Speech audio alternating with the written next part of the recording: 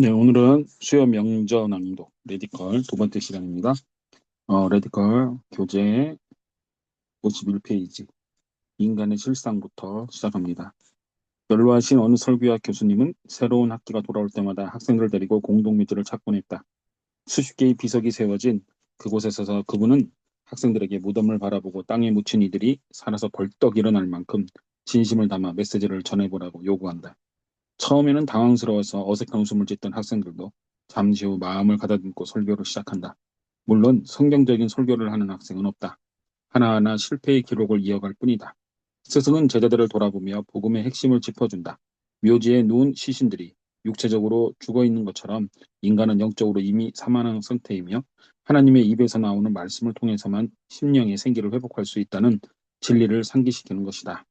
이것이 인간의 실체다. 우리는 너나 없이 죄악을 끌어안은 채 태어난다. 애당초 하나님을 싫어하는 마음을 품고 이 땅에 도착하는 것이다. 창세기 8장 21절은 인간의 마음에는 어려서부터 악한 성향이 깃들어 있다고 말한다. 누가복음 11장 13절에서도 예수님은 누구나 스스로 악하다는 사실을 인식하고 있음을 전제로 말씀을 선포하셨다. 하나님을 언제나 사랑했어요 라고 고백하지만 실상은 전혀 다르다. 스스로가 만들어낸 신을 사랑했던 것이지 성경이 말하는 하나님을 사랑한 것은 아니다. 악에 사로잡힌 인간들은 필연적으로 하나님께 거역할 수밖에 없다. 성경은 물론이거니와 마음판에 새겨진 하나님의 법에도 순종하지 않는다. 이런 현실을 한눈에 보여주는 전형적인 사례가 바로 창세기 3장에 나타난 첫 번째 범죄다. 하나님이 선악을 알게 하는 나무의 열매를 따먹지 말라고 분명히 경고하셨음에도 아담과 하하는 그 경고를 무시했다. 창조주의 권위를 짓밟은 것이다. 하나님이 부르시면 폭풍과 구름도 그 권위에 순종한다. 명이 내려지면 비와 바람도 즉시 그친다. 산에게 저리 가라 말씀하시거나 파도에게 여기서 멈춰라고 말씀하시면 군말 없이 따를 것이다. 세상 어떤 피조물도 창조주를 거스르는 법이 없다. 예외가 있다면 사람들 뿐이다. 인간들은 뻔뻔스럽게도 고개를 빳빳이 쳐들고 말한다. 싫어요. 예수님은 누구든지 죄를 지으면 죄의 노예가 된다고 말씀하셨다. 바울은 한 걸음 더 나아가서 사람들이 마귀에게 사로잡혀서 그 뜻을 따르게 된다고 했다. 요한복음 8장 34절, 디모데후서 2장 26절. 인간이 죄의 종으로 사는 한 하나님의 진리에 눈이 멀 수밖에 없다. 에베소서 4장 18절은 마음의 완고함 때문에 우리의 지각이 어두워졌다고 말한다. 고린도후서 4장 4절에 따르면 영적인 무지가 너무도 커서 그리스도를 바라보는 것조차 불가능하다고 한다. 성경은 이런 인간을 하나님의 원수이자 진노의 대상이라고 한다. 너나 없이 영적으로 죽어 있으며 주님과 영원히 분리된 상태다. 로마서 5장 10절로 12절, 6장 23절, 8장 10절, 에베소서 2장 1절, 3절, 5장 14절, 야고보서 4장 4절. 더 심각한 것은 자려고는 그런 처지에서 벗어날 길이 없다는 것이다. 도덕적으로 악한 인간이 어떻게 선을 택하겠는가? 그 누구도 제 힘으로는 노예 신분에서 벗어날 수가 없다. 앞을 보지 못하는 이가 스스로 노력해서 눈을 뜰 수 있겠는가? 진노의 대상은 하나님의 극심한 노여움을 가라앉힐 방도가 없다. 이미 죽은 시신은 제 아무리 안간힘을 써도 생명을 되찾을 수 없다. 복음은 죄에 감염되어 소망이 없는 인간의 현실을 코앞에 들이댄다. 하지만 사람들은 복음에 비추어 자신을 들여다보고 싶어하지 않기에 냉큼 고개를 돌리고 외면해버린다. 현대인들은 자신을 갈고 닦으면 구원에 이룰 수 있다고 굳게 믿는 세상에 살고 있다. 차곡차곡 단계를 밟아 가노라면 더 나은 모습으로 발전할 수 있으리라고 확신하는 것이다. 복음의 메시지도 그 틀에 맞추어 살짝 수정한다. 인간은 악하지 않으며 영적으로 죽은 상태가 아니라고 생각한다.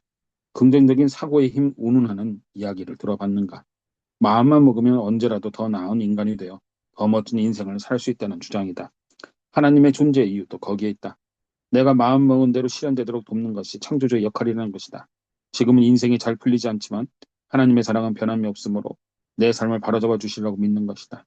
이 편의 살리는 정해진 단계에 따라 정해진 일들을 하고 점검표에 꼬박꼬박 체크만 하면 만사오케이다. 상황 판단과 해법이 모두 자부심과 자존감, 자신감을 으뜸으로 여기는 오늘날의 문화와 잘 맞아떨어진다. 저마다 자신의 도덕성을 이미 높이 평가하고 있으므로 거기에 미신적인 기도와 꾸준한 예배 출석, 몇 가지 성경 말씀에 대한 순종 등이 보태지면 대단히 잘 살 수 있고 앞으로 범사에 잘 될 것이라는 강렬한 확신을 갖는 것이다. 현대판 복음은 말한다. 하나님은 당신을 사랑하시며 당신을 위한 놀라운 계획을 가지고 계십니다. 그러므로 다음 몇 단계만 밟으면 구원을 받을 수 있습니다. 반면에 성경이 가르치는 복음은 이렇게 말한다. 당신은 하나님의 원수입니다. 제 가운데 생명이 끊어졌으며 현재 주님께 반역하고 있는 상태입니다. 스스로 수생하기는커녕 생명이 필요하다는 사실을 깨닫는 것조차 불가능합니다. 그러므로 하나님께 의지하지 않고는 삶의 변화를 일어나길 기대할 수 없습니다. 자기 힘으로는 그런 역사가 절대 일어나지 않습니다. 현대판 복음은 군중을 끌어모으고 환심을 산다. 성경적인 복음은 영혼을 구원한다. 어느 쪽이 더 옳다고 생각하는가? 하나님은 복음을 통해서 인간에게 주님이 얼마나 필요한지 보여주신다. 하나님 앞에 나아가기 위해 인간이 할 수 있는 일은 전혀 없다. 구원을 흉내낼 능력도 없다. 구원 프로그램을 짤 힘도 없다. 구원을 생산해낼 수도 없다. 구원에 접근할 기회조차 없다. 하나님이 눈을 열어주시고 자유롭게 하시고 악을 짓밟으시고 불같은 진노를 가라앉히시지 않는 한 인간으로서는 아무런 대책이 없다. 가장 절실한 존재. 한 번은 인도네시아에 있는 어느 불교 사원을 방문하게 되었다. 경내에 앉아 있으니 날마다 열리는 종교 의례로 앞마당에 수많은 인파가 북적였다. 우연히 현지 불교 지도자 그리고 무슬림 공동체 리더와 이야기를 나누게 됐다. 모든 종교는 근본적으로 비슷하며 표면적인 차이가 있을 따름이라는 두 사람의 견해였다. 사소한 점에서는 시각 차이가 있을 수 있겠죠. 하지만 본질적인 차원에 이르면 어느 종교나 다 마찬가지입니다. 열띤 토론을 벌이는 것을 잠자코 지켜보았다. 이웃과 나의 의견에 묻기에 이렇게 되물었다. 두 분은 산꼭대기에 계시는 하나님 또는 신을 염두에 두고 있는 듯합니다. 우리는 모두 산 기슭에 있고요. 제가 이쪽 길을 통해 정상에 오르고 있다면 여러분은 다른 루트를 타고 있어서 언젠가는 다 만나게 될 것이라는 말씀이죠. 두 사람은 환하게 웃으며 맞장구를 쳤다. 바로 그겁니다. 잘하시네요. 나는 정색을 하고 그들에게 물었다. 한 가지 질문이 있습니다. 산꼭대기에 계시던 하나님이 지금 이곳까지 내려오셨다면 어떨 것 같습니까? 인간들이 저마다 길을 찾아 그분께 다가오길 기다리지 않고 직접 한 사람 한 사람을 찾아오셨다면 어떻게 될까요? 둘은 잠시 생각하더니 입을 모아 대답했다. 정말 멋질 것 같은데요. 기회를 놓치지 않고 말했다. 그렇게 하신 예수님을 소개해드릴까요? 이것이 복음이다. 구원이라는 것을 점검표에 체크해가며 한 단계씩 하나님께 가까워지는 과정쯤으로 생각한다면 절대자에게 도달할 능력이 인간에게 있다고 가르치는 셈이다. 이는 사실상 인류를 죄에 몰아넣고 있는 무의미한 세상 종교의 바다에서 같이 허우적대는 것과 다를 바 없다. 인간은 도덕적으로 악하며 죄 가운데 죽은 상태다. 우리 스스로가 탈출구를 찾을 능력이 없고 그래서 결국 하나님의 진노를 받을 수밖에 없는 존재임을 깊이 깨닫는다면 그리스도가 절실하게 필요하다는 현실에 눈을 뜨기 시작할 것이다. 하나님의 진면목과 인간의 실상을 어떻게 이해하느냐는 그리스도가 어떤 분이며 왜 필요한지 이해하는 데 결정적인 영향을 미친다. 가령 하나님을 단지 거룩한 백성들을 도와주고 싶어하는 사랑이 넘치는 아버지로만 인식한다면 그리스도는 하나님의 사랑을 입증하는 본보기로 전락하게 된다. 십자가 역시 하나님의 사랑을 보여주는 상징일 뿐이다. 외아들을 로마 병사들의 손에 내주어서 그 형틀에서 죽게 하신 것이 죄 많은 인간들로 하여금 하나님이 얼마나 자신들을 사랑하는지 깨닫게 하는 도구에 지나지 않게 된다는 뜻이다. 하지만 그리스도와 십자가를 그렇게 묘사하는 것은 복음의 핵심 전체를 놓쳐버린 그야말로 어처구니 없는 사고방식이다. 예수님이 유대와 로마 관리들의 고발로 부당한 재판에 붙여져서 결국 빌라도로부터 사형 원도를 받은 것은 대단히 중요한 사건이지만 그 사실 때문에 온 인류가 구원을 받은 것은 아니다. 로마 병사들이 그리스도의 손과 발에 망치질을 해서 십자가에 못 박혔지만 거기서 구원이 비롯되는 것도 아니다. 정말 인간이 그리스도에게 내린 그릇된 판결의 대가로 전 인류의 죄값이 치러졌다고 생각하는가? 가시관과 채찍질, 목과 나무 형태를 비롯해서 그리스도들이 그토록 온갖 색깔을 덧입히고 싶어하는 십자가 처형을 둘러싼 여러 측면들이 인간을 넉넉히 구원하고도 남을 만큼 강력한 힘을 가졌다고 믿는가? 겟세마네 동산의 예수님을 떠올려보라. 하늘 아버지 앞에 무릎을 꿇고 기도하는 사이 주님의 얼굴에서는 땀과 피가 뚝뚝 떨어졌다. 어째서 그분은 그토록 고뇌하고 고통스러워하셨을 것일까? 십자가에서 죽음을 맞는 것이 두려워서였을까? 주님은 십자가의 고통과 처형이 겁이 나서 떨었던 것이 아니다. 그날로부터 기독교 역사가 계속되는 동안 이로 헤아릴 수 없는 이들이 신앙을 지키다가 목숨을 잃었다. 어떤 이들은 주님처럼 십자가에 달렸고 더러는 불에 타 죽었다. 허다한 이들이 찬양을 부르며 숨져갔다. 산채로 살가죽을 벗기는 형을 받았던 인도의 어느 그리스도인은 집행관에게 다음과 같이 말했다고 한다. 낡고 오래된 옷을 벗겨주시니 고맙습니다. 이제 곧 그리스도의 의를 덧입겠군요. 크리스토퍼 러브는 처형 때 오를 준비를 하는 사이에 아내에게 간단한 글을 남겼다. 오늘 저들은 내 육신의 머리를 자르겠지만 내 영혼의 머리이신 그리스도로부터 끊어내지는 못할 거요. 주님의 영광을 찬양하며 죽음을 맞는 남편을 지켜보며 그 아내는 갈차를 보냈다. 교회사의 면면을 장식하고 있는 이 순교자들이 예수님보다 더 용감해서 죽음을 이처럼 편안하게 받아들였다고 생각하는가? 겟세마네 동산의 그리스도는 어째서 그토록 괴로워하며 고뇌에 사로잡혀 눈물을 쏟았던 것일까? 로마 병사들과 마주하는 것을 두려워해서가 아니라는 것을 두말할 필요가 없다. 그분은 구세주로서 장차 하나님의 진노를 견뎌내야 한다는 것을 힘들어하셨던 것이다. 예수님의 말씀을 귀 기울여보자. 내 아버지여, 만일 할만하시거든 이 잔을 내게서 지나가게 하옵소서. 여기서 잔은 나무로 짠 십자가가 아니라 하나님의 심판을 가리킨다. 그 잔은 하나님의 진노가 가득한 잔이었다. 마태복음 26장 39절, 참조, 시편 75편 8절, 이사야서 51장 22절, 예레미야 25장 15절, 요한계시록 14장 10절. 이것이 겟세마네 동산에 주님을 눌렀던 압박감의 본질이다. 태초부터 차곡차곡 쌓여왔던 죄와 죄인들을 향한 하늘아버지의 신성한 분노와 미움이 자신을 향해 쏟아지려 하는 상황을 지켜보며 땀과 피를 흘려가며 기도하셨던 것이다. 십자가 사건도 마찬가지다. 세못이 예수님의 손가발을 뚫고 들어가는 참혹한 처형이 아니라 인간의 죄에서 비롯된 하나님의 진노가 주님의 심령을 파고드는 장면이었던 것이다. 바로 그 거룩한 순간에 인간을 향한 의로우신 하나님의 분노와 심판이 폭포수처럼 그리스도 위에 쏟아졌다. 더러 병사들이 예수님께 참혹한 형벌을 가하는 걸 참아 볼 수 없으셨던 하늘아버지께는 결국 고개를 돌리고 마셨다.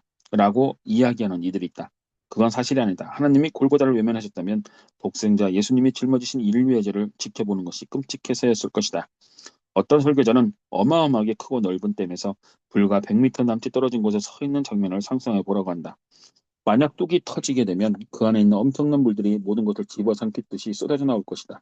그런데 물살에 휩쓸리기 직전 발밑에 땅이 쩍 갈라지면서 급류를 죄다 집어삼킨다. 십자가에서 예수님은 하나님의 진노가 가득한 잔을 받아 마셨다. 마침내 마지막 한 방울까지 다 삼키시고 잔을 뒤집어 보이며 외치셨다. 다 이루었다. 이것이 복음이다. 우주 만물을 지으신 공의와 사랑의 창조주는 죄에 물들어 더 이상 가망 없는 인간들을 보다 못해 독생자, 곧 육신을 입은 하나님을 보내셔서 십자가를 지고 하나님의 진노를 당하게 하셨다. 그리고 죄의 권세를 이기고 부활하셔서 그분을 믿는 자들이 하늘 아버지와 영원히 화해할 수 있도록 길을 여셨다. 복음을 받아들이는 합당한 태도. 그렇다면 복음에 어떻게 반응할 것인가? 언제부터인가 기독교는 정품이 아닌 유사품을 팔기 시작했다. 예수님이 마음에 들어오시기를 요청하십시오. 주님이 삶에 개입해 주시도록 초청하십시오. 그렇게 기도하고 등록카드에 이름과 주소를 적어내십시오. 그리고 강대상 앞으로 나와서 그리스도를 구세주로 받아들이십시오. 흔히들 이런 방식으로 다른 사람이 제시하는 바에 따라 고백하거나 기도함으로써 그리스도인이라는 이름을 얻는다. 하지만 복음을 압축 포장해서 제공하는 이런 시도는 바람직하지 않다. 게다가 성경 어디에서도 인간이 만들어낸 그런 식의 캐치프레이즈를 찾아볼 수 없다. 머리를 숙이고 눈을 감고 한마디씩 따라하세요 라고 가르치는 구절을 본 적이 있는가? 그처럼 미신적인 기도가 언급된 경우는 단 한 군데도 없다. 심지어 예수님을 영접하기를 강조하는 본문도 발견할 수는 없을 것이다. 자칫하면 한없이 영광스러운 하나님의 아들, 무시무시한 하나님의 진노를 견디시고 지금은 만인의 주인님으로 통치하고 계시는 그분을 끌어다가 인간이 자신을 영접해 주기를 애걸하는 변변찮은 존재로 변질시키는 잘못을 범하게 될 수도 있다. 주님을 영접한다고? 정말로 주님에게 인간의 영접이 꼭 필요한 것이라고 생각하는가? 우리 편에서 예수님이 필요한 것이 아니고 복음에 어떻게 반응하는 것이 적절한지 함께 생각해보자. 틀림없이 특정한 기도문을 따라하는 행위 이상의 무언가가 있을 것이다. 종교적인 집회에 출석하는 것을 넘어서는 무언가가 있을 것이다. 복음은 인간의 존재와 소유 전체를 하나님의 실존 앞에 조건 없이 내려놓지 않고는 견딜 수 없게 몰아간다. 깊이 생각해보라.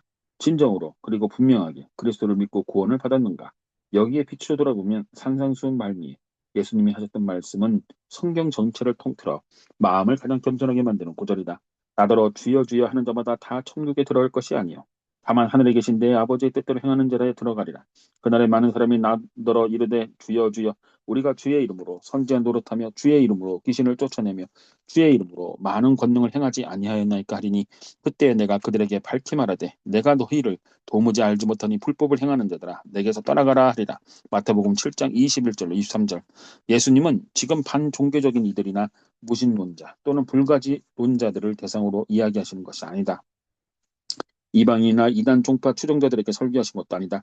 실제로는 지옥으로 통하는 넓은 길을 따라가고 있으면서도 스스로는 천국에 이르는 좁은 길을 걷고 있다고 착각하는 독실한 신앙인들에게 말씀하고 계신 것이다. 예수님 말씀대로라면 언젠가는 한두 명이 아닌 무수히 많은 이들이 하나님 나라와 상관없다는 판정을 듣고 충격을 받게 될 것이다. 영적인 기만의 위험성은 지극히 현실적이다. 목회를 하는 입장에서 주일 아침 예배 시간에 예배당을 가득 채우고 있는 교인들 가운데 상당수가 실제로는 구원을 받지 못했음에도 불구하고 자신은 구원을 받았다고 철석까지 믿고 있을지도 모른다는 생각을 하면 소름이 끼치면서 잠이 천리말리 달아난다. 최소한의 대가로 엄청난 축복을 약속하는 신앙 노선을 따르는 그리스도인들이 적지 않기 때문이다. 흔히들 예수를 믿는데 필요한 것은 단 한 번의 결단이나 지적인 동의뿐이며 거기에 따르는 주님의 명령이나 기준, 영광은 크게 신경 쓸 필요가 없는 것처럼 이야기한다. 이미 하늘나라로 가는 티켓을 거머쥐었으니 이 세상에서 내키는 대로 살아도 괜찮다는 투다. 살아가는 과정에서 저지른 웬만한 죄악들은 하나님이 다 눈감아 주실 것이라고 믿는다. 오늘날 전도 방법 가운데 상당수는 이런 길로 사람들을 이끌고 있으며 그렇게 해서 적절한 이들을 끌어모으고 있는 것도 사실이다. 하지만 그 방식은 모래 위에 집을 짓는 것이나 다름없으며 수많은 영혼들을 환면에 빠뜨릴 위험이 다분하다. 성경이 말하는 복음의 선포는 그와는 다른 반응을 요구하며 그것을 믿는 자들을 다른 길로 인도한다. 복음은 죄에서 돌이키고 저마다 제 몫의 십자가를 지며 자기를 부인하고 예수님을 따르기를 요구하고 또 가능하게 한다. 이것들은 모두 성경에 기록된 말씀이다. 구원은 심령 안에 있는 사악한 마음이나 심각한 타락과 치열한 전투를 하게 한다. 예수님은 인간들이 초대해 주기를 기다리는 분이 아니라 오히려 우리가 그분 앞에 즉각적이고 전폭적으로 무릎을 꿇어야 마땅한 분이다. 철저한 순종을 토대로 예수님께 나아갈 길을 스스로 개척해야 한다는 뜻으로 받아줄 수 있겠지만 그것은 사실이 아니다. 너희는 그 은혜에 의하여 믿음으로 말미암아 구원을 받았으니 이것은 너희에게서 난 것이 아니요 하나님의 선물이라. 행위에서 난 것이 아니니 이는 누구든지 자랑하지 못하게 함이라. 에베소서 2장 8절로 9절 말씀은 한적 오류가 없는 진리다. 우리는 은혜라는 선물에 힘입어 죄에서 거저 구원을 받았다. 은혜를 베풀어 주실 수 있는 분은 오직 하나님뿐이다. 인간이 스스로 만들어낼 수 없다는 뜻이다. 은혜라는 선물에는 새로운 마음, 새로운 욕구, 새로운 갈망이라는 부록이 포함되어 있다. 은혜를 입은 이들은 난생 처음 하나님을 원하게 된다. 주님이 필요함을 절감하고 그분을 사랑한다. 그리스도를 쫓아가려고 안간힘을 쓰고 결국 찾아낸다. 예수님이야말로 구원에 따르는 가장 큰 상급임을 알게 된다. 죄를 용서하시거나 하늘나라에서 영원히 살게 되리라는 확신을 주는 것만이 아니라 하나님을 아는 것이 구원의 목적임을 깨닫게 한다. 당연히 하나님을 동경하고 열망할 수밖에 없다. 사모하는 마음이 간절해져서 가진 것을 다 포기하고라도 주님을 경험하고 싶어 한다. 복음에 드러난 하나님의 계시에 대해 인간이 보일 수 있는 적절한 반응은 이것이 유일하다. 세계 곳곳에 수많은 그리스도인들이 목숨을 걸고 하나님을 더 깊이 알아가려고 발버둥치고 있다. 바로 이런 이유 때문이다. 말씀에 계시는 하나님이 아니라 우스꽝스럽게 변질시킨 싸구려 기독교를 배격해야 할 이유도 여기에 있다. 하나님을 중심으로 삼고 그리스도를 드러내며 자기를 부정하는 복음이 아니라면 그 무엇도 받아줄 수 없다고 주장하는 근거도 마찬가지다. 열, 열정으로 가득 찬 세 통의 이메일. 나는 하나님이 맡겨주신 부르결주 교회뿐 아니라 세상의 모든 교회에 그런 갈급함이 가득해지기를 항상 기도한다. 말씀이라는 영원한 보화를 찾아서 넉넉히 누리기 때문에 이 세상이 주는 말초적인 쾌락으로 자신의 영혼을 채우지 않게 되기를 간구한다. 우리 마음을 깨우셔서 하나님이 어떤 분인지 알고 복음을 하는 열정이 내면에 가득해지기를 기도한다. 오늘 이메일 몇 통을 받고 몹시 흐뭇했다. 한 통은 라스베이거스 산다는 어느 낯선 여성이 보낸 편지였다. 비행기를 탔다가 우연히 버밍엄으로 가는 우리 교회 성도를 만난 모양이다. 제역회사 영업사원으로 일하는 그 성도는 자리에 앉자마자 성경을 꺼내서 열심히 읽더라고 했다. 얼굴을 봐도 얼마나 몰입해서 말씀을 보는지 알 수 있었다고 한다. 여인은 대화를 나누면서 한 번 더 놀랐다고 한다. 그리스도 향한 열정과 그분을 더 알고 싶어하는 갈망을 이야기하는 그의 눈에 눈물이 그득했기 때문이다. 어느 교회 다니냐고 묻고 담임 목사님에게 편지를 보낸 것이다. 참으로 힘이 되는 이메일이었다. 다른 한 통은 어느 세중 집회에 참석했던 여대생에게서 온 메일이었다. 표현은 정중했지만 내용은 신랄했다. 설교자가 수많은 군중을 모아놓고 하나님의 말씀과 동떨어진 얘기만 늘어놓는데 몹시 실망했다고 한다. 청중 동원을 비롯해서 무엇 하나 부족함이 없어 보이는 집회였지만 남은 건 공업함뿐이었다고 했다. 젊은이는 이런 말로 편지를 마무리했다.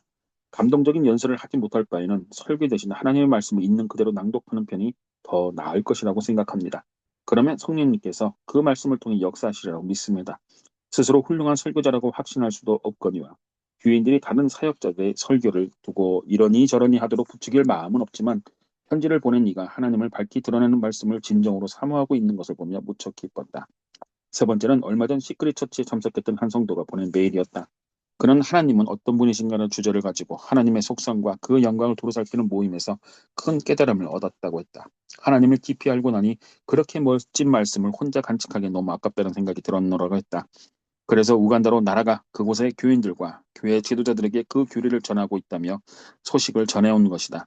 그 성도는 부교육자도 아니고 교회에서 월급을 받는 직원도 아니었다. 그저 하나님의 말씀을 사랑하는 평범한 그리스도인일 뿐이었다. 그는 편지에서 이렇게 말했다. 목사님, 하나님의 은혜에 기대서 하루에 10시간씩 온몸을 다해 메시지를 전하고 있습니다. 4시간 동안 꼼짝 않고 앉아서 말씀을 연구합니다. 하나님이 강한 손을 펼쳐 진리를 보여주셨습니다. 여기 적어보내는 것은 지금 일어나고 있는 놀라운 일들 가운데 지극히 일부분에 지나지 않습니다. 그리스도의 영광스러운 이름을 찬양합니다. 주님은 멀리 떨어진 이곳에서 똑같은 역사를 일으키셨습니다. 복음에 담긴 하나님에 대한 계시에는 힘이 있다. 그리고 나는 누구나 계시를 진심으로 받아들이길 바란다.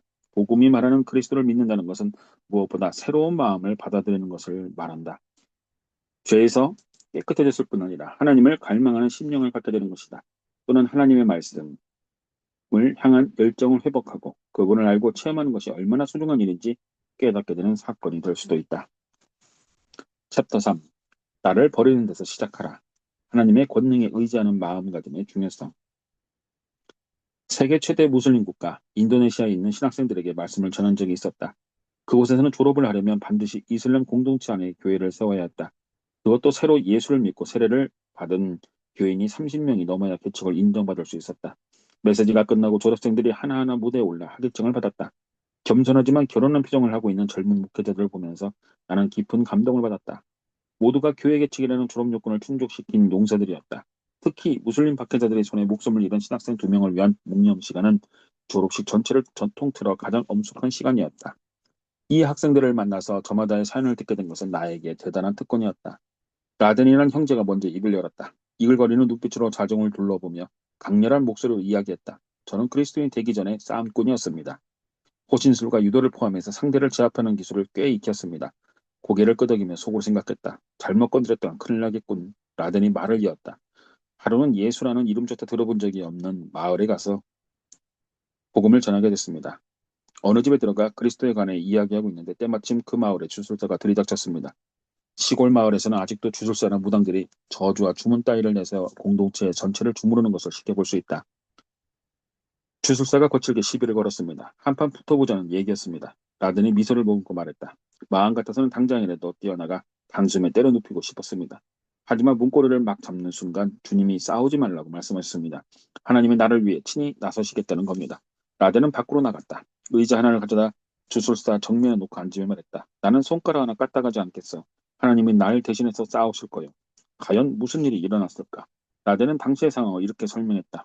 그 주술사가 대꾸를 하려고 입을 달싹이는 순간 갑자기 컥컥대기 시작했다. 기도가 막혀서 숨조차 제대로 쉬지 못하더군요. 급작스레 벌어진 사태에 사람들이 몰려들었다. 채 몇 분도 지나지 않아 주술사는 바닥에 구르다 숨지고 말았습니다. 온 동네 사람들이 그 장면을 똑똑히 지켜보았다. 라덴은 고백했다. 난생 처음 당하는 일이라 뭘 어찌해야 좋을지 모르겠더군요. 퍼뜩 지금이야말로 복음 전하기에 더없이 좋은 게다라는 생각이 머리를 스쳤습니다. 그래서 예수님을 소개했습니다. 그날 수많은 마을 사람들이 그리스도를 믿기로 결단했습니다. 교회 성장을 돕는 좋은 방법으로 이 사연을 소개하는 것은 아니다. 복음을 선포할 때마다 누군가 죽어나가야 한다면 그것은 최상의 방법이 아닐 것이다. 하지만 라덴의 이야기는 2000년 전 그리스도인들이 예수님의 이름을 선포할 때마다 일어났던 사건들을 기억해서 상기시켜준다. 눈먼 이들도 보았고 다리를 절던 이들도 멀쩡하게 걸었으며 죽었던 이들이 벌떡 일어났다. 예수님의 이름에는 악한 영을 내쫓고 하나님을 향한 마음을 더할 나위 없이 굳세게 다져주는 능력이 있다. 그로부터 2000여 년이라는 세월이 흐른 지금도 주님의 이름에 담긴 권세는 여전히 막강하다. 그 권능을 신뢰하느냐 그렇지 않느냐 하는 것이 관건일 뿐이다. 문제는 현대문화 가운데 살아가는 우리들이 중요한 고비마다 주님 대신 자신의 능력을 신뢰해야 할 것만 같은 유혹을 받는다는 점이다. 그러므로 오직 하나님만이 줄 수 있는 능력에 전폭적으로 의지하며 전심하며 갈구하는 마음가짐이야말로 오늘 사는 그리스도인들이 당면한 커다란 도전이 아닐 수 없다. 아메리카 드림의 교묘한 함정. 물질적인 번영을 추구하는 현대인의 꿈과 야심은 예수님의 부르심이나 복음의 핵심과는 너무나 동떨어져 있다. 하나님의 권능에 의지하는 자세와 자신의 능력을 믿는 태도를 대조해보면 그 차이가 한결 두드러진다. 우리 시대의 문화는 하면 된다고 가르친다. 독창성과 상상력, 혁신적인 사고방식을 결합하고 거기에 기술과 노력을 보태면 못할 일이 없다고 주장한다. 어떤 학위도 딸 수 있고 무슨 사업이든 시작할 수 있고 사다리 꼭대기까지 기어오를 수 있으며 상이란 상은 다 받을 수 있고 까마득한 목표도 성취할 수 있다는 것이다. 제임스 애덤스는 1931년에 아메리칸 드림이라는 말을 처음으로 사용하면서 그 의미를 남자든 여자든 누구나 타고난 재능을 충만하게 실현할 수 있으며 그 사람의 출생 신분이나 지위에 상관없이 사람됨 자체로서 대접받는 것이라고 정의했다. 언뜻 보면 문제될 것이 전혀 없다. 큰 꿈을 꾸면서 열심히 노력하는 것이 잘못일 리가 있겠는가? 큰 목표를 추구할 자유는 오히려 높이 평가되고 확실하게 보장해 주어야 할 덕목이다. 그러나 아메리칸 드림의 이면에는 위험스러운 투정이 깔려 있다. 따라서 주의를 기울이지 않으면 자신도 모르는 사이에 영혼을 죽이는 목표를 받아들일 수 있으며 조심하지 않으면 그 길에 앞장서게 될지도 모른다. 아메리칸 드림을 통해서 무의식적으로 받아들이게 되는 위험스러운 과정 가운데 하나는 인간의 가장 큰 자산은 재능이라는 생각이다. 아메리칸 드림은 자신을 믿고 의지해서 무언가를 이루어간다는 개념을 무척이나 소중하게 생각하며 대중들 역시 그런 사고에 쉽게 매료된다. 하지만 복음의 우선순위는 다르다. 복음은 자신을 죽이고 하나님을 믿으며 그분의 권능에 의지하라고 주문한다. 인간이라 하나님을 떠나 독자적으로 의미 있는 일을 할 능력이 전혀 없는 존재임을 복음을 통해 직면하게 하시는 것이다. 나는 포도나무여 너희는 가지라. 그가 내 안에 내가 그 안에 거하면 사람이 열매를 많이 맺나니 나를 떠나서 너희가 아무것도 할 수 없습니다. 는 요한복음 15장 5절 말씀에 속뜻이 거기에 있다. 하지만 그보다 더 중요한 것은 아메리칸 드림을 쫓는 과정에서 빠지기 십상이 교묘하고도 치명적인 함정이다. 제일 모르는 목표를 달성하게 되면 누구든 자신에게 영광을 돌리기 쉽다. 애덤스의 말을 빌리자면 개인의 성취한 것으로 인정받게 되는 셈이다. 아메리칸 드림은 인간의 존재와 능력을 중요하게 생각한다. 바로 그 지점에서 복음과 아메리칸 드림은 명확하고도 결정적으로 충돌한다. 아메리칸 드림의 목표는 인간을 으뜸으로 여기는 것이지만 복음이 지향하는 것은 하나님을 높이는 데 있다. 내가 연약할수록 도드라지는 하나님의 능력. 아메리칸 드림과 정반대로 하나님은 실제로 자신의 무능력함을 자랑하는 자들을 기뻐하신다. 일부러 거룩한 백성들을 하나님의 도우심 외에는 기댈 곳이 없는 막다른 상황으로 이끌어가기도 하신다. 그런 과정을 통해서 주님은 인간으로서는 동원해 본 적이 없는, 아니 상상조차 하지 못한 특별한 방식으로 당신의 능력을 확연히 보여주신다. 결과적으로 그분의 거룩한 이름이 높이 드러나게 하시는 것이다. 고린도후서 12장 7절 9절. 거대하고 견고한 성곽으로 둘러싸인 여리고를 공략했던 여호수아의 얘기를 면밀하게 분석해보라. 사령관의 신분으로서 하나님의 백성을 이끌고 버리는 첫 전투가 결코 녹록하지 않았을 것이다. 눈앞에 놓인 과제를 생각하면 스스로 자격 미달이라는 생각에 잠을 설치기도 했을 것이다. 그러기에 여호수아는 눈앞에 닥친 전투를 두고 홀로 고민할 수밖에 없었다. 그런데 불쑥 하나님이 나타나셔서 싸움에서 이기게 해주실 뿐만 아니라 구체적인 전술까지 알려주겠다고 약속하셨다. 여호수아는 길을 쫑긋 세우고 다음 말씀을 기다리며 생각했을 것이다. 어떤 작전일까? 정면 공격일까? 일종의 기만 누술일까? 아니면 격격이 포위해서 복음을 끊는 전략일까? 그런데 하나님은 이렇게 말씀하셨다. 너희 모든 군사는 그 성을 둘러 성주의를 매일 한 번씩 돌되 엿새 동안 그리하라. 제사장 일곱은 일곱 양각 나팔을 잡고 언약궤 앞에서 나아갈 것이요. 일곱 전에는 그 성을 일곱 번 돌며 그 제사장들은 나팔을 불 것이며 제사장들이 양각 나팔을 길게 불어 그 나팔 소리가 너희에게 들릴 때에는 백성들은 다 큰 소리 외쳐 부를 것이라. 그리하면 그 성벽이 무너져 내리리니 백성은 각기 앞으로 올라갈지니라. 여호수아 6장 3절로 5절. 우리가 만약 여호수아의 입장이었다면 어떤 생각이 들었겠는가? 솔직히 말해보라. 괴상하지 않은가? 그의 처지라면 누구라도 다른 방안은 없는지 물었을 것이다. 약속의 땅에 들어가서 첫 번째 도시를 공략하는데 주님은 왜 그런 작전을 제시했을까? 하나님이 행하신 일을 똑바로 보라. 오직 주님만 영광 받을 수 있도록 백성들의 싸움을 손수 지휘하셨다. 여호수아 6장을 끝까지 읽으면 이스라엘 군대가 하나님의 전략에 따라 여리고성을 정복하는 과정을 따라갈 수 있다. 눈에 보이지 않는 부분에까지 주의를 기울이나 백성들은 나팔수들에 달려가서 오늘 대단한 일을 했다고 칭찬하는 것을 보았는가? 아비새 연주 실력이 굉장하던 걸? 이라거나 니무롯 어쩌면 고음 처리를 그렇게 능숙하게 할 수 있지? 라고 묻는 장면이 있었는가? 단 한 군데도 없다. 대신에 오직 하나님이 그 모든 역사를 일으키심을 깊이 깨닫는 모습뿐이다. 하나님은 이렇게 일하신다. 절박하게 주님의 권능을 구할 수밖에 없는 자리로 몰아넣은 뒤에 필요를 채워주심으로써 그분의 위대하심을 펼쳐 보이신다. 누구에게 매달려야 하나? 목회자로서 가장 마음에 걸리는 것이 바로 이 부분이다. 하나님으로부터 오는 능력을 거의 필요로 하지 않는 교회 운영 계획과 전략, 수단과 방법들을 생산하는 시스템의 일부분이 되어 있기 때문이다. 그러나 목회자들만 이런 모습을 보이는 것은 아니다. 걱정스러운 것은 믿는다고 하는 성도들 모두, 현대의 모든 목회자와 교인들이 인간의 능력을 강조하고 자기 이름을 뒤높이는 시대적인 요구를 여러 가지 방식으로 통해 맹목적으로 받아들이고 있다는 것이다. 창조적인 목회자를 중심으로 성공적인 직장인들과 비즈니스맨, 제주에 있는 기업가와 열심히 일하는 참모들, 상황 판단이 빠른 원로들과 이상적인 사고를 내는 학생들이 힘을 합쳐 성공적인 교회를 가꿔내는데 필요한 조건들을 꼽아봐라. 오늘날의 문화를 감안하면 반드시 하나님의 권능에 힘입어야 사람들의 관심을 끌어모을 수 있는 것이 분명히 아니다. 인간이 만들어낼 수 있는 몇 가지 핵심 요소만 갖추면 충분히 가능한 일이다. 우선 멋진 퍼포먼스가 필요하다. 흥미거리를 쫓는 현대문화의 특성상 군중을 사로잡을 만한 스타가 있어야 한다. 카리스마 넘치는 전별 작업되면 비참한 종말을 피할 수 없다. 비디오로 상영한 한이 있더라도 뛰어난 설교자를 확보하는 것이 급선무다. 기량이 뛰어난 찬양팀이 밴드와 함께 뒤를 받쳐주면 더 바랄 것이 없다. 다음은 찾아오는 군중들을 수용할 만한 공간이 있어야 한다. 그래서 너도 나도 수백억씩 쏟아부으면서까지 퍼포먼스를 진행할 건물을 짓는 것이다. 예배당은 어느 각도에서 보든지 매력적이고 환상적이어야 한다. 그렇지 않고서는 사람들의 문화적 기대를 충족시킬 수 없다. 솔직히 말하면 그것이 우리의 바람이기도 하다. 마지막으로 일단 사람들을 불러들였으면 다시는 떠나지 않게 붙잡아두는 것이 중요하다. 연령과 상황별로 어린이, 청소년, 가족을 비롯해서 누구나 참석할 수 있는 최상급, 최고급 프로그램들을 마련하는 것이다. 우수한 프로그램을 돌리자면 거기에 어울리는 전문가가 반드시 있어야 한다. 예를 들어 부모가 자녀들을 교회 정문까지 데려다주면 나머지는 어린이 사역 전문가들이 알아서 해주는 식이다. 우리는 사람들이 가정에서 직접 이런 교육을 시도하는 것을 원하지 않는다. 생략과 가장이 심하다는 것은 알지만 오늘날 성장하고 역동적이며 성공적인 교회들을 생각할 때 가장 먼저 떠올리게 되는 요소가 바로 이런 것들이 아닌가. 독창적인 메시지, 최고급 시설, 남다른 프로그램, 조직적인 교회 운영의 비법을 전수해준다는 집회의 홍보물들이 날마다 날아와서 책상에 수북이 쌓인다. 오늘날의 그리스도인들은 신앙 공동체를 배경으로 현대 문화의 꿈과 야망을 실현해가고 있다.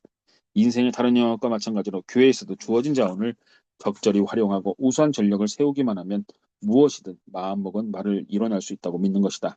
그러나 그처럼 퍼포먼스와 프로그램, 전문가들을 총동원한 전략에는 결정적인 하자가 있다. 하나님의 권능을 간절히 기다리는 자세가 빠진 것이다. 주님의 권세는 있으면 좋고 없어도 그만인 사람 정도다. 개인적으로는 지금 이끌고 있는 교회가 하나님의 거룩한 영이 그 안에 존재하지 않는다는 사실을 새카맣게 모른 채 여러 가지 활동들을 매끄럽게, 효과적으로, 더 나아가 아주 성공적으로 전개해 나가게 될까 봐 겁이 난다. 우리는 쉽게 우리 자신을 속일 수 있다. 겉으로 많은 사람이 무리지어 앉은 것을 보고 공동체 가운데 영적인 생명이 살아 움직인다고 착각하는 것이다. 다른 그림, 다른 모습. 그러나 사도행전을 펼쳐서 거기에 나타난 교회들을 살펴보면 전혀 다른 모습을 만나게 된다. 먼저는 몇 안 되는 겁많은 제자들이 다락방에서 웅성거리고 앉은 것이 눈에 띈다. 다들 하나님의 권능이 필요하다는 것을 절감하고 있다. 하나같이 갈릴리 시골 출신에다가 예루살렘 상류층의 멸시를 받는 하층민들이고 제대로 교육을 받지 못한 평민들이어서 누구 하나 변변한 인물이 없다. 이것이 기독교를 전파하고 확산시키는 책임을 맡은 이들의 면면이다. 그렇다면 제자들은 무엇을 하고 있는가? 그들은 전략을 짜지 않았다. 마음을 같이하여 오로지 기도에 사도행전 1장 14절 힘썼을 뿐이다. 제 힘을 믿거나 자신의 능력을 의지하지 않았다. 대신 전능하신 하나님이 임하시길 간구했다. 주님이 힘을 주지 않으면 그 무엇도 성취할 수 없음을 확실히 알았다. 그러자 성령이 임하여 새 권세를 덧입혀 주셨고 그때부터 상황이 완전히 달라졌다. 무식했던 갈릴리 어부들은 누구나 알아들을 수 있도록 여러 나라의 방언으로 복음을 전하기 시작했다. 군중들은 충격을 받았다. 베드로는 자리에서 일어나 그리스도에 관한 메시지를 선포했다. 불과 몇 주 전만 하더라도 스승을 세 번이나 부인했던 인물이 하나님의 권세에 사로잡혀 수천 명에 이르는 군중 앞에서 목전껏 예수의 이름을 외치게 된 것이다. 그날 3천 명이 넘는 이들이 구원을 받았다. 교회가 성장하는 문제도 짚고 넘어가자. 사도행전 1장에서 고작 120명에 불과하던 그리스도인의 숫자는 2장이 들어서자마자 3천 명으로 불어난다. 계산기를 돌려보면 일일 성장률이 무려 2500%에 이른다. 이야기는 계속된다. 시시각 그 수많은 이들이 그리스도께 나왔다. 사도행전 3장에서는 베드로와 요한이 예수님의 이름으로 명령하자 날 때부터 다리를 쓰지 못하는 40대 남자가 벌떡 일어나 걷는 기적이 일어났다. 4장에서는 그리스도인들은 모임을 갖던 건물이 심하게 흔들리기 시작할 때부터 함께 기도했다. 당시의 상황을 설명하면 누가는 이렇게 토를 달았다. 그들은 베드로와 요한이 본래 배운 것이 없는 보잘것없는 사람인 줄 알았는데 이렇게 담대하게 말하는 것을 보고 놀랐다.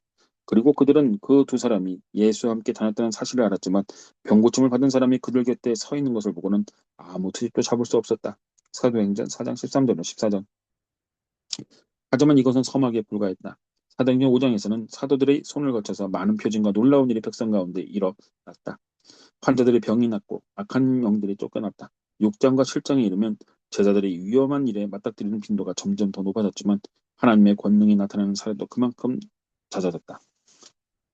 8장에서 교회는 유다와 사마리아까지 흩어졌고 제자들은 가는 곳마다 복음을 전했다. 성령님은 에티오피아 내시를 그리스도께 인도하기 위해 빌립을 한 곳에서 다른 곳으로 순식간에 이동시키기도 하셨다. 9장에서는 그리스도인들을 박해하던 사울이 그리스도의 제자 바울이 되었다. 10장에서는 인종과 민족의 장벽이 무너지기 시작하면서 복음이 더 널리 퍼져나가게 되었으며 11장에서는 장차 이방이 예수님의 사랑을 전한 전초기지가 될 안디옥 교회가 세워졌다. 사도행전 12장에서 감옥에 갇혀 죽을 날만 기다리던 베드로를 위해 온 교회가 한마음으로 기도하자 사도의 발목을 옥죄고 있던 쇠사슬이 끊어져 나갔고 그는 마치 몽유병자처럼 감옥을 빠져나왔다. 사도행전 13장에서 바울은 여러 도시들을 순례하며 복음을 전하고 병자들을 고치며 귀신들을 쫓아내고 심지어 죽은 사람을 살려내기까지 하는 사역을 했다. 사도행전의 장면들을 두루 살펴볼 때마다 어김없이 감동을 느끼게 된다. 그 이유는 글을 쓴 누가가 무슨 이야기를 하든 의도적으로 하나님을 높이고 있다는 점이다. 사도행전 2장에서 오순절 베드로의 설교가 일으킨 파장을 기록하면서 글쓴이가 어떤 표현을 쓰고 있는지 보라. 누가는 그 말을 받은 사람을 세례를 받으며 이튿날에 신도의 수가 3천이나 더하더라고 적었다. 문장이 수동태를 취하고 있으면 주목하라. 더하더라. 자연히 누가 더하겠을까라는 질문 나올 수밖에 없는 구조다. 이제 47페이지로 내려가 보자. 누가는 거기에 답을 적어 놓았다. 주께서 구원받는 사람을 날마다 더하게 하시니라. 이런 흐름은 시종일관 계속된다. 사도행전 5장 14절은 믿고 주께로 나오는 자가 더 많으니 남녀의 큰 무리더라고 했다. 바나바가 안디옥에서 복음을 전하자 많은 사람이 주님께로 나왔다.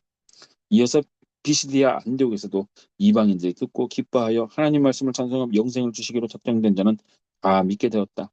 사도행전 13장 48절. 하나님은 거룩한 백성들 가운데서 이런 역사가 일어나도록 설계하셨다. 보잘것없어 보이는 인물들에게 권능을 주셔서 놀라운 일들이 벌어졌을 때 누가 그 영광을 받기에 합당한 분인지 뚜렷이 알 수 있게 하신 것이다. 교회가 세워지는 이런 이야기들은 신약 성경이 끝날 때까지 계속 이어진다. 읽으면 읽을수록 오늘날에 그런 장면이 연출되고 거기에 한몫할 수 있기를 바라는 마음을 주체할 수 없다. 제 힘으로 무언가를 이룰 수 있다는 마음가짐이 끼어들 여지가 없는 장면. 보잘것없는 인간들에게 누구도 예상치 못했던 자원을 무한정 부어주셔서 거룩한 이름을 높이 드러나게 하시는 하나님의 위대하신 능력에 교회가 전폭적으로 의지하는 현장에 동참하고 싶다.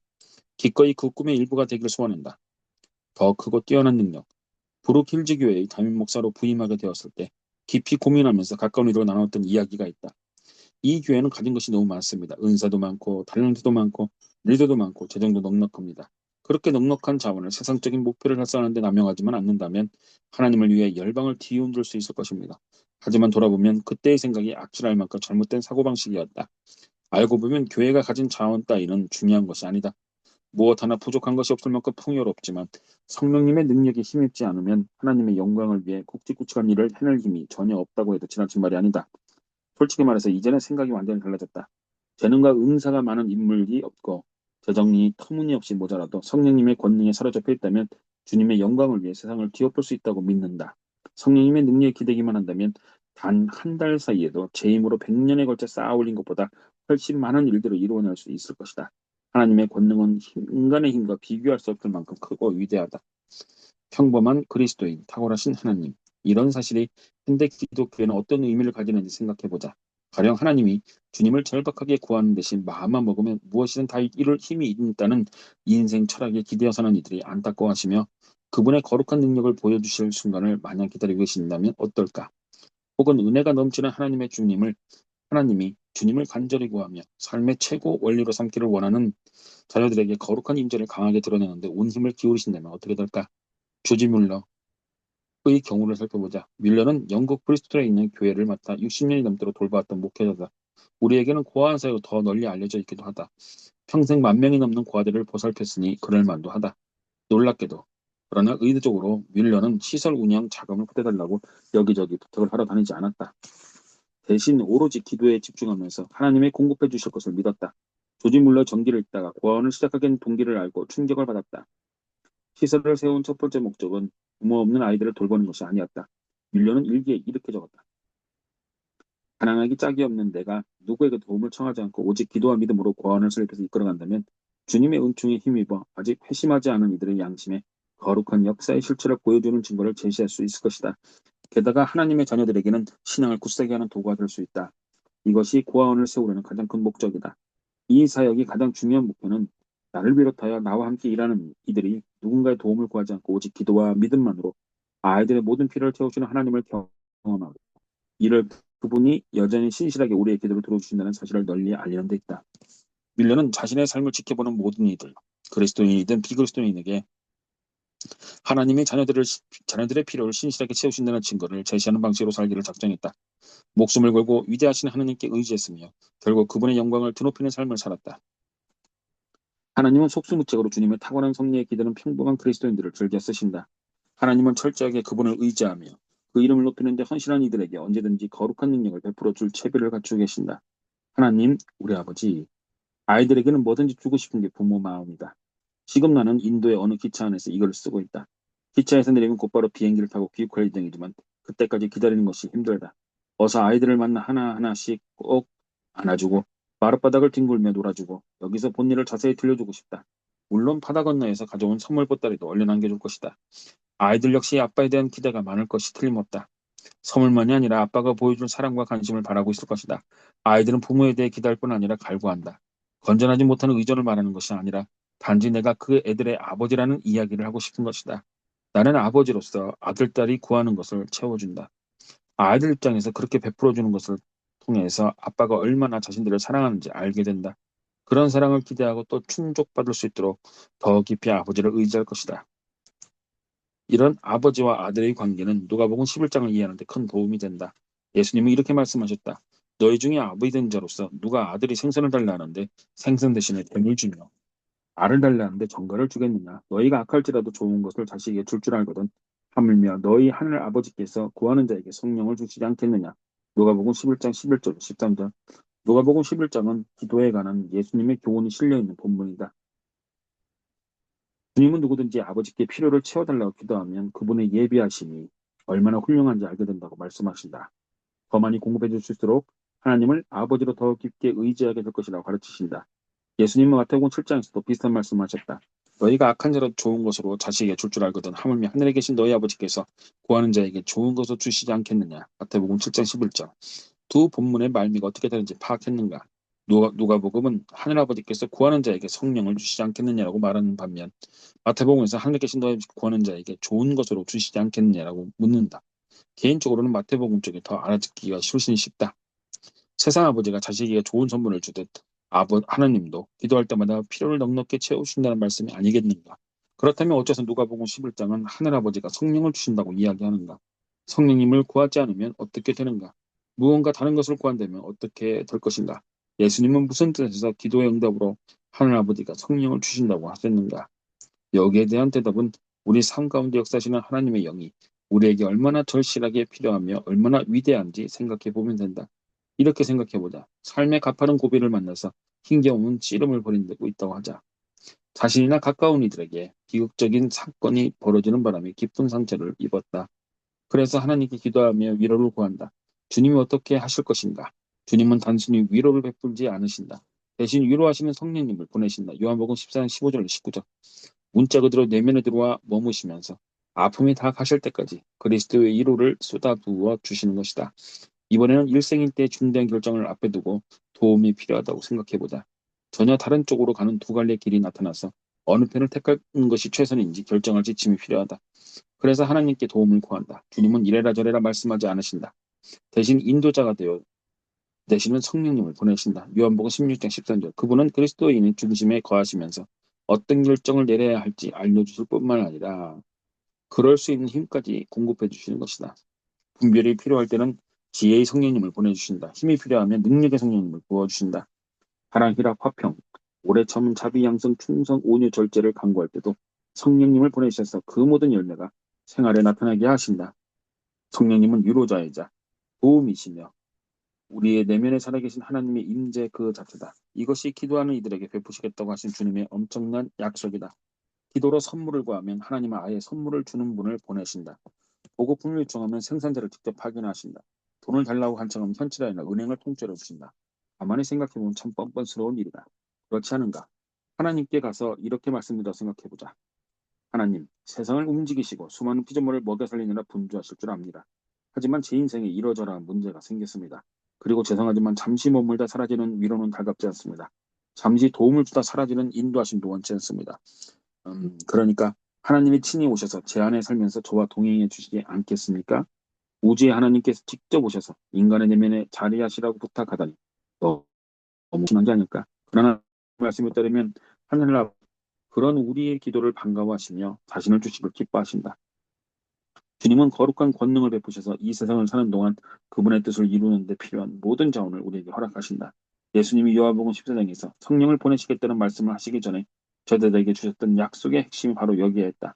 내가 진실로 진실로 너희에게 이르노니 나를 믿는 자는 내가 하는 일을 그도 할 것이요 또한 그보다 큰 일도 하리니 이는 내가 아버지께로 감이라. 너희가 내 이름으로 무엇을 구하든지 내가 행하리니 이는 아버지로 하여금 아들로 말미암아 영광을 받으시게 하려 함이라. 내 이름으로 무엇인 내게 구하면 내가 행하리라. 요한복음 14장 12절로 14절. 예수님의 말씀이 정말이라고 생각하는가? 우리가 심지어 그리스도보다 더 큰 일을 하리라고 믿는가? 구하기만 하면 그럴 수 있다고 생각하는가? 예수님은 분명히 그렇게 하겠다고 말씀하셨다. 하나님을 무슨 소원이든 다 들어주는 도깨비 방망이쯤으로 여기라는 이야기가 아니다. 그렇지만 세상에서 하나님을 높이기 원하는 이들에게 즉시 공급할 수 있도록 하늘나라의 자원들을 완벽하게 준비해놓고 기다리시겠다는 것은 반석처럼 확고한 약속이다. 분명히 하나님은 당신의 권능이 역사하시는 걸 보기 원하며 거룩한 목표가 이루어지는 장면을 목격하고 싶어하는 이들에게 주님의 인재가 드러나는 데 필요한 모든 것을 공급하신다. 무릎을 꿇고 세심하게 신경을 쓰지 않으면 이런 약속들을 놓쳐버리고 하나님의 인재에서 오는 능력을 전혀 감지하지 못할 수도 있다. 마음만 먹으면 뭐든지 다 할 수 있다고 믿는 현대문화 속에서 살아가노라면 자신이 위대한 일을 성취하는 데 필요한 조건을 모두 갖추고 있다고 자부하기 쉽다. 교회 역시 세상의 추세를 쫓아가기에 급급하다. 계획을 세우고 프로그램을 만들고 조직을 구성하고 전략을 짜고 창안하고 쇄신하는 등 제 힘으로 무언가를 성취할 수 있음을 과시하기 위해 발버둥을 친다. 애덤스의 말처럼 남자든 여자든 누구나 타고난 재능을 충만하게 실현하여 그 성취에 따라 인정받는 꿈을 꾸고 있는 것이다. 하지만 여기 또 다른 길이 있다. 바로 그리스도의 길이다. 자신을 주장하지 않고 대신 십자가에 못 박는 길이다. 만사는 마음먹기 나름이라고 말하지 않고 오직 하나님만 하실 수 있는 일들을 이뤄 주시길 요청하는 길이다. 물론 열심히 일하고 계획하고 조직하고 만들어내지만 금식하고 기도하고 끊임없이 주님의 예배하심을 구하기를 잊지 않는다. 자기 재주에 의지하기보다 성령님의 능력이 절박하게 필요함을 고백하고 표현한다.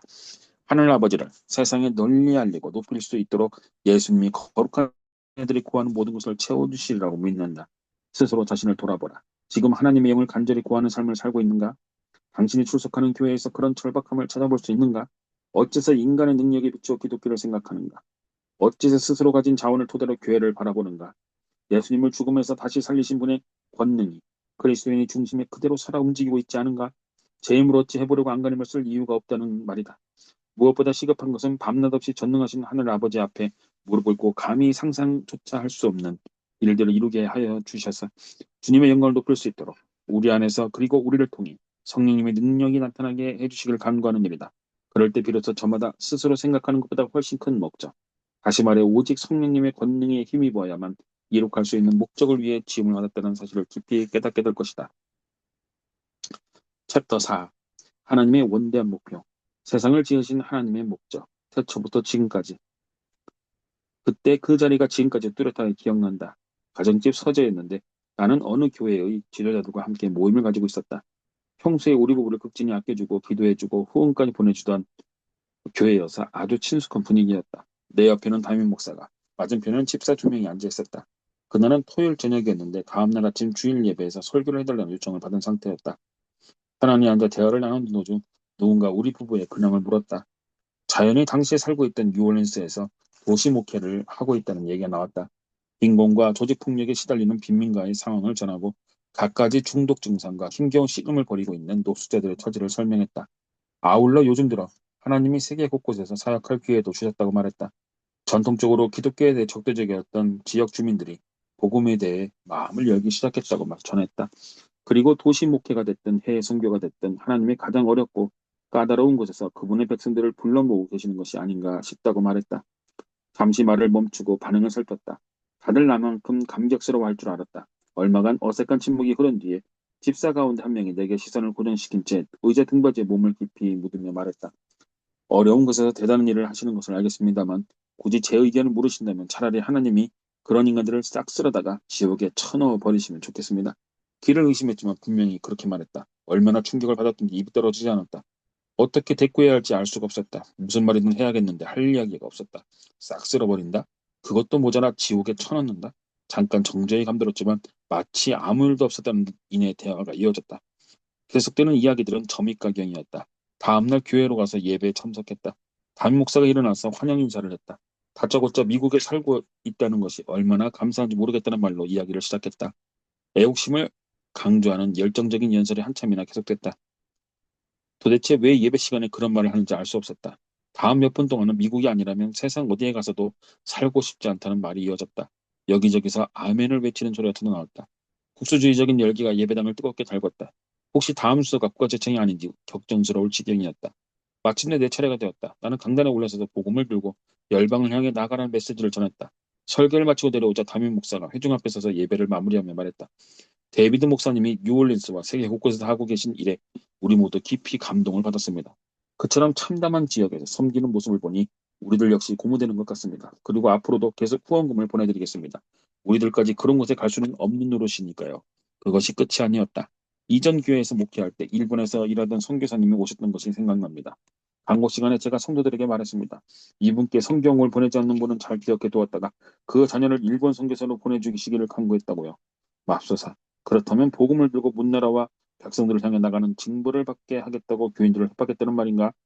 담임 목사가 말을 이었다.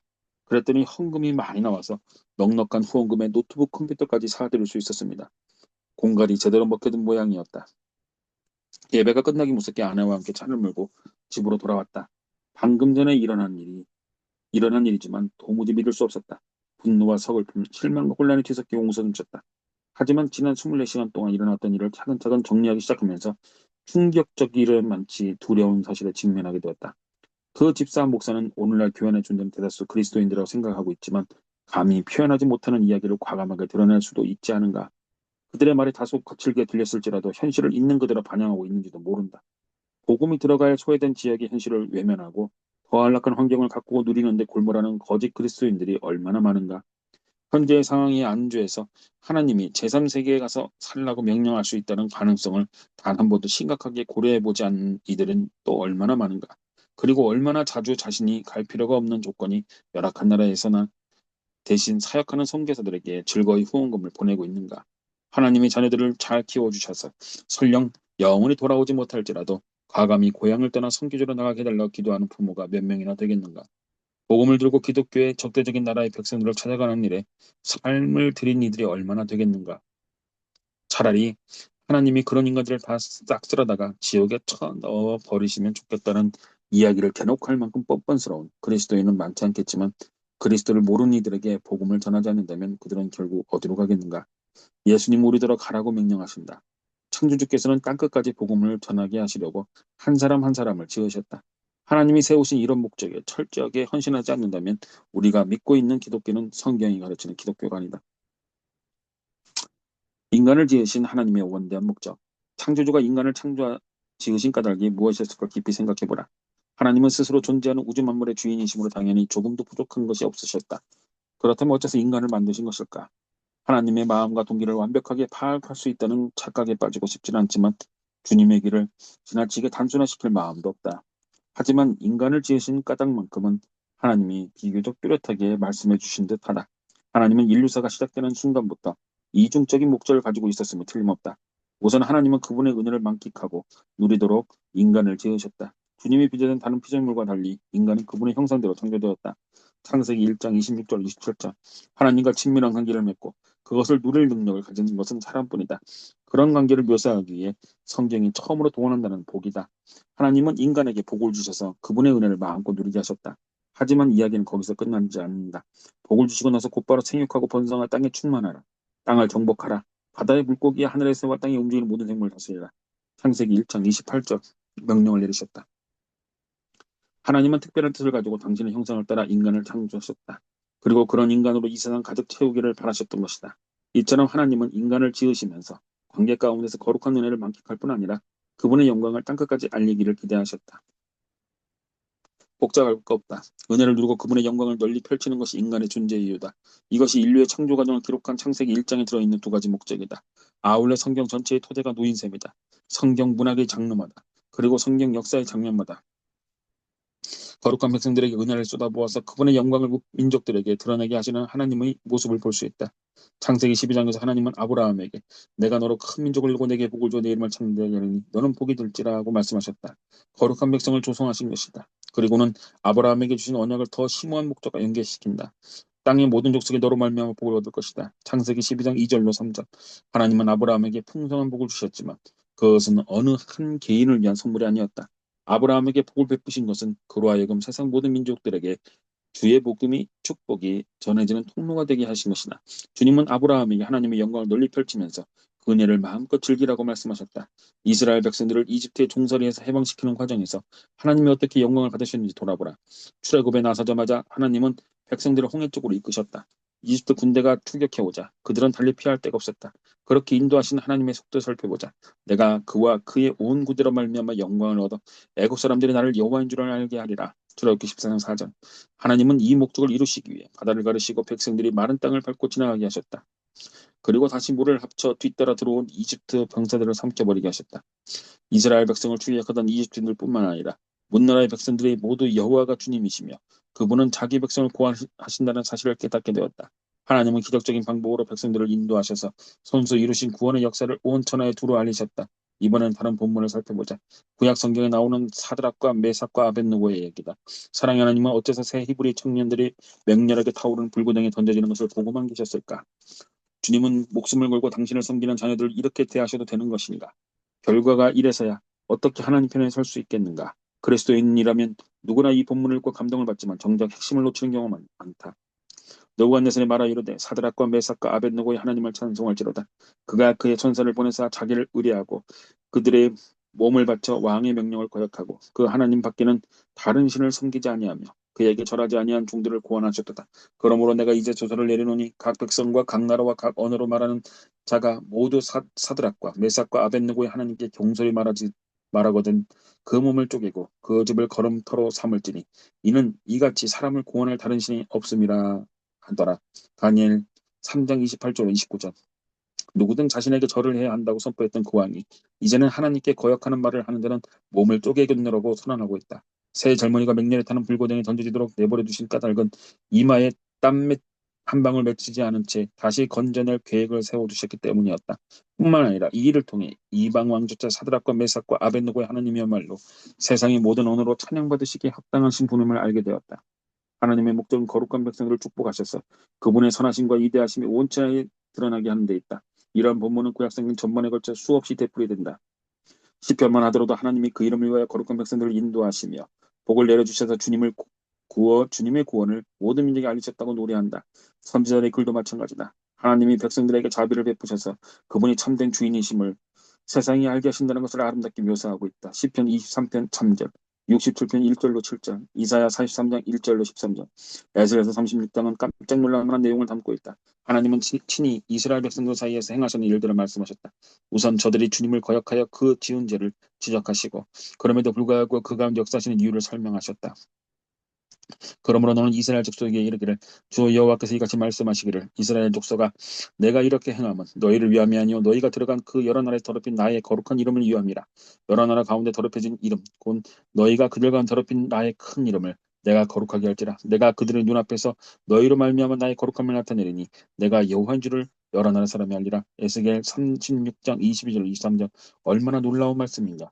하나님이 일하시는 이유는 그분의 백성들에게 은혜와 자비와 공의를 드러내기 위해서가 아니라 주님의 거룩한 이름을 열방에 알리기 위해서라는 것이다.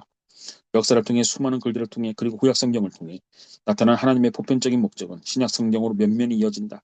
예수님은 지상에서의 삶을 마무리하면서 제자들에게 복음을 두고 땅끝까지 가라고 명령하고 계신다. 마태복음 28장 18절로 20절, 마가복음 16장 15절, 누가복음 24장 47절로 49절, 사도행전 1장 8절, 바울, 베드로, 야고보, 요한과 같은 사도들이 교회에 보낸 편지에서도 하나님의 영광을 온 세계 문 백성들에게 드러내기 위하여 박해와 고통을 헤쳐나가야 한다는 것을 강조하는 내용이 가득하다. 지금까지 살펴본 바에 비추어 생각해보면 성경이 마지막 장에 이르기까지 줄곧 하나님의 목적에 집중하는 것은 지극히 당연한 일이다. 요한이 서술한 장면을 다음 마음에 그려보라.